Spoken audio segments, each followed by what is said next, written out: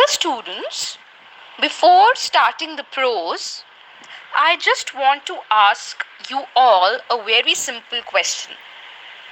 Who was Dr. APJ Abdul Kalam? Well, I hope you all must be knowing this famous and noble man. Abul Parekh Jainalabuddin Abdul Kalam was born on 15 October 1931 and died on 27 July 2015. He was an aerospace scientist who served as the 11th President of India from 2002 to 2007. He was born and raised in Rameshwaram, Tamil Nadu, and studied physics and aerospace engineering. He was known as the Missile Man of India for his work on development of ballistic missile and launch vehicle technology. He was awarded with awards like Padma Bhushan, Bharat Ratna, and many more. Now students, you all might be thinking, why is ma'am continuously giving information and talking about Dr. Abdul Kalam? Well, this is because our new chapter is based on the incidents of this man. I hope that we have gathered a lot of information about him. So let's get started. Now, our ex-president Dr. APJ Abdul Kalam had an accident out of which he came miraculously unhurt, and the same night had a dream which added a dimension to his superbly rich personality. Dr. Kalam has written about this occasion in his book Ignited Minds, in which he has addressed the children and youth of India. Now students, the book says that our ex-president Dr. APJ Abdul Kalam had an accident from which he survived, and his survival was a miracle because he was unhurt, and the same night he had a dream. Now students, this dream was very different and it added a new profile, a new dimension to his high personality. Dr. APJ Abdul Kalam has written about this dream in his very famous book Ignited Minds, which he has addressed to the children and youth of India. Now in the next paragraph, it happened on 30th September 2001 when his helicopter crashed moments before landing in Bokaro. The same night he had a strange dream in which he was in a desert on a full moon night with Mahatma Gandhi, Albert Einstein, Emperor Ashoka, Abraham Lincoln, and Caliph Omar. All were standing in a circle engaged in a conversation. They talked about violence among people and living peacefully together. Dr. Kalam describes the experience thus: the next morning, I kept sitting for some time, drinking my tea and pondering about the strange dream. What if the helicopter had lost power at some more height? I had been lucky to survive, and now there was the night's experience that seemed to hold a message for me. What should I do? In this paragraph, it says that the above mentioned incident happened on 30th of September 2001. On this day, his helicopter crashed a few moments before landing in Bokaro. Students, Bokaro is a steel city in Jharkhand. The same night he had a strange dream, and in the dream he was in a desert on a full moon night. with all these people. And who were these people? Mahatma Gandhi, Albert Einstein. Now, Albert Einstein was a German-born theoretical physicist. Emperor Ashoka, he was an Indian emperor of the Maurya dynasty. Abraham Lincoln. Abraham Lincoln was an American statesman and lawyer. And Caliph Omar. He was one of the most powerful and influential Muslim caliphs in history. Okay.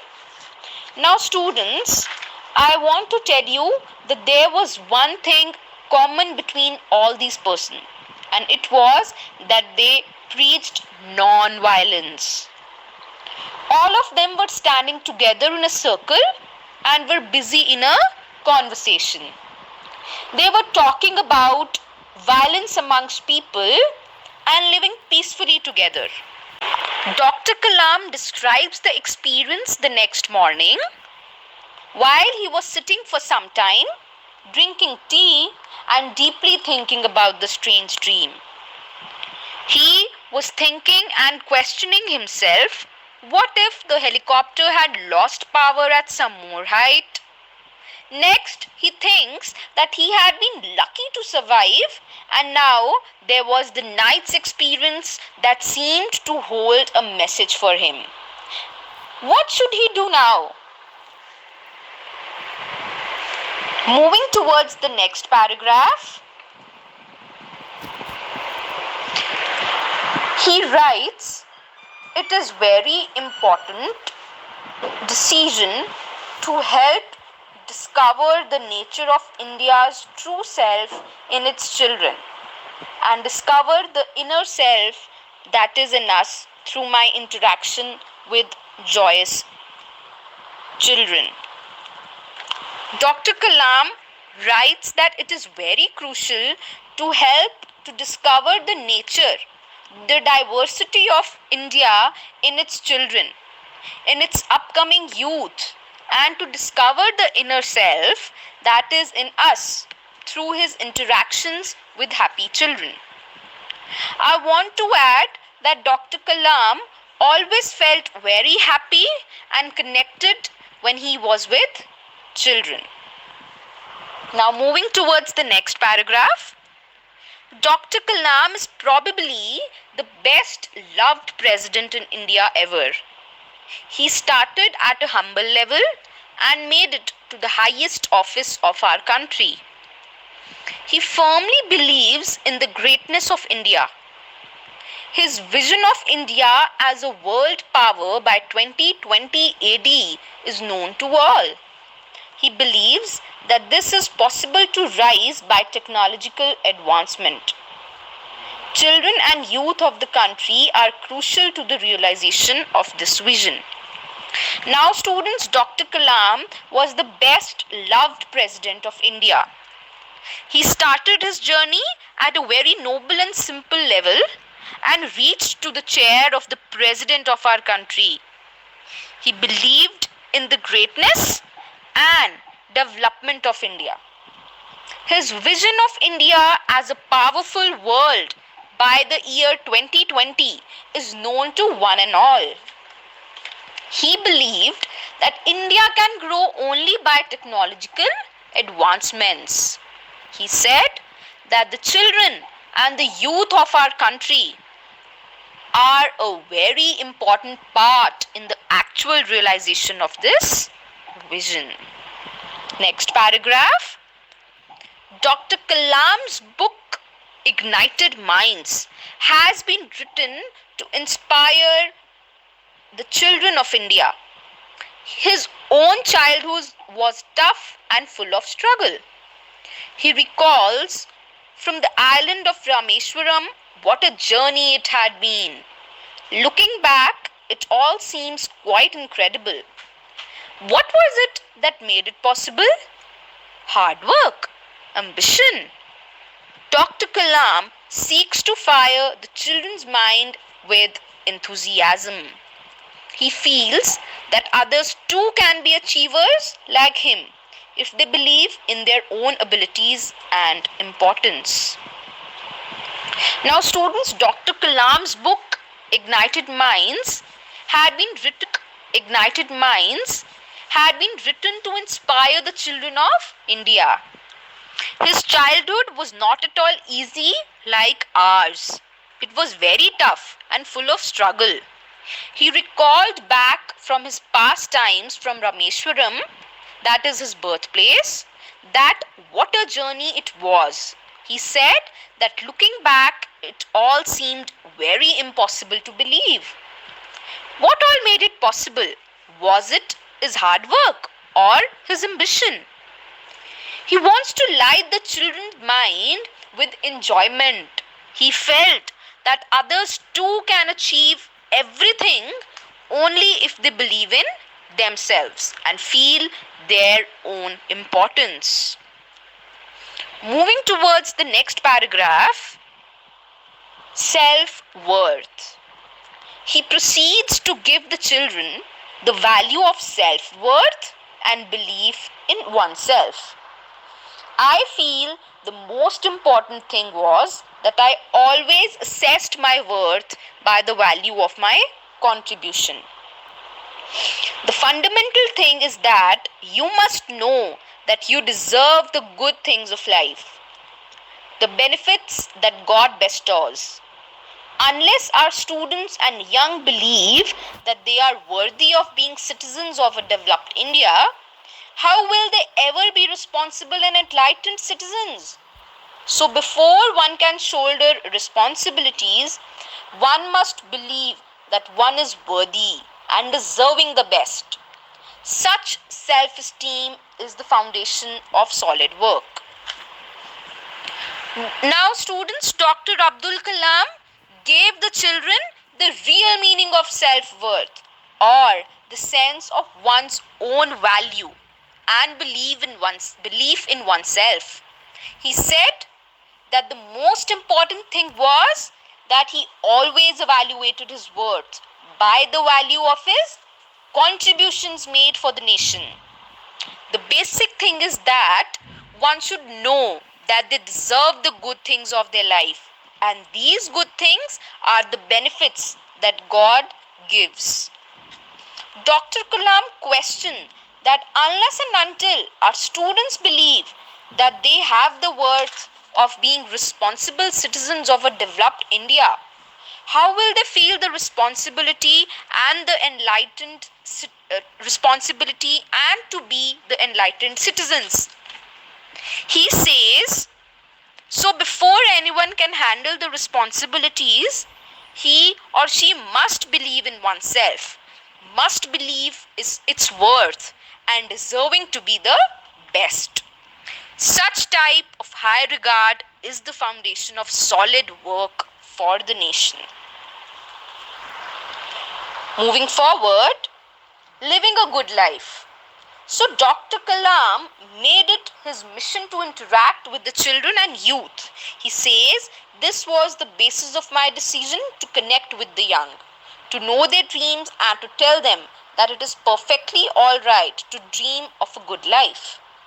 An abundant life, a life full of pleasures and comforts, and work for the golden era.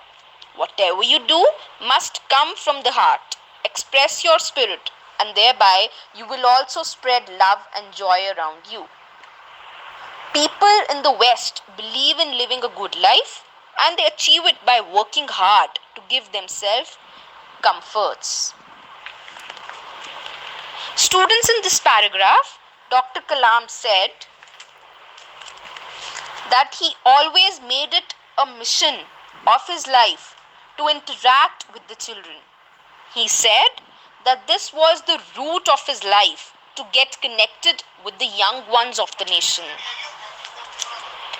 He wanted to connect with them, to know their dreams, and to tell them that it is all right to dream a good and high life, a plentiful life, and a life full of joy and happiness.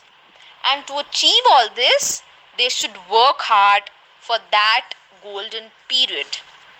Whatever they do must come from within their heart. He said that the youth should express themselves and should spread love and joy around them.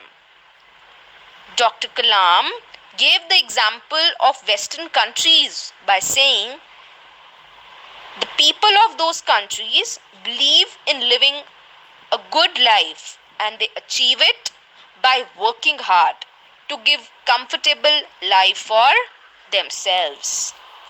Where we left, so on page 14, interactions.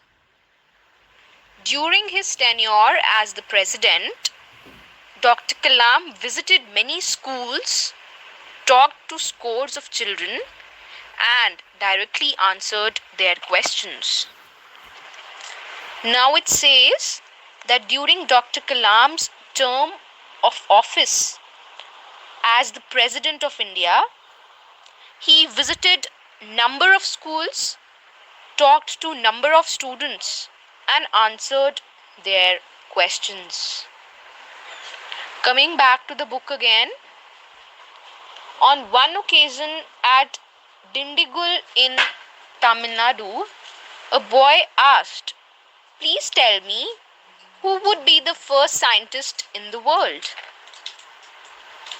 Dr. Kalam answered, "The child is the first scientist." He explained, "It occurred to me, science was born and survives only by questions. The whole foundation of science is questioning, and as parents and teachers well know, children are the source of unending questions." There was a thunderous applause. So students, it says, on an occasion at Dindigul in Tamil Nadu, a boy asked Dr. Kalam, "Sir, please tell me, who would be the first scientist in the world?" Dr. Kalam answered, "The child himself is the first scientist."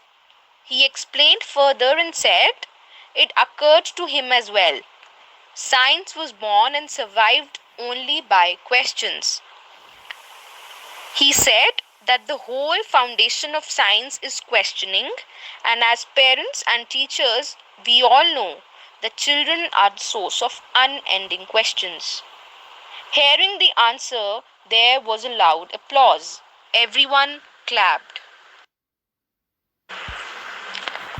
In Tezpur, Assam, a child asked, "Why cannot water from the Brahmaputra, which is in flood most of the time, be diverted to Rajasthan or Tamil Nadu, which are starved of water?"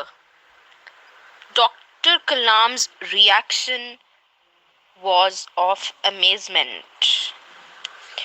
Now, students, another incident occurred, and a child in Tezpur, Assam, asked Dr. Kalam that why cannot water from the Brahmaputra, which is in flood most of the time, be diverted to Rajasthan or Tamil Nadu, which are having shortage of water. Hearing this from a small boy, Dr. Kalam was really very amazed, was surprised. Coming back to the book, he answered, "India Vision 2020 demands from the young that they start a great mission of connecting rivers cutting across states." He writes, "Only children will have these innovative ideas. Grown-ups tend to see more impossibilities." It was such a powerful question. I was completely beaten. I personally feel the young have most powerful minds. Now he answered that India Vision 2020 demands that young children should start a great work of connecting rivers, cutting across states. Dr. Kalam wrote that only children have such innovative ideas. Grown-ups usually see more impossibilities in everything. It was such a powerful question asked by that young boy. Dr. Kalam himself were completely beaten, which means that he also never thought of such things in his mind. For a minute, he did not have any answer to give. He said that he personally felt that young have most powerful minds. Dr. Kalam recalls his first meeting with students. It was in Tripura with a group of students and teachers. A question stands out in his memory. Where do we get a role model from? He answered, till the age of 15, the best role model I can think of would be your father, your mother, and your school teacher. Next, Dr. Kalam recalled his first meeting with students and teachers in Tripura. He was asked a question that from where do we get a role model? He answered that till the age of 15, the best role model are our father, mother, and our school teacher. Students, do you know why he gave this answer? This is because till the age of 15, a child has a very strong mind to grasp everything. He catches everything what he sees or learns.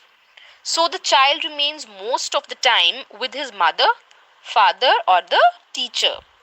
And three of them would always give him good lessons and values. This was the reason behind his answer. Am I clear? Now coming back to the book, Dream, Dream, Dream. Another child asked, you always give a message to dream. Tell me, why dream? In reply, Dr. Kalam asked the children to recite the following. Dream, dream, dream.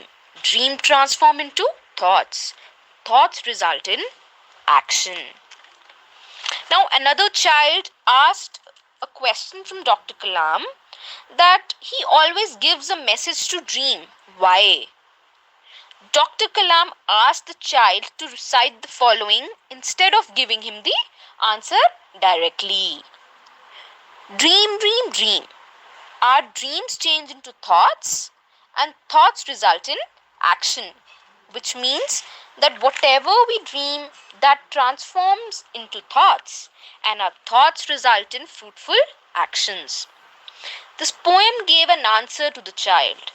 Dr. Kalam said that parents and teachers should let the children dream.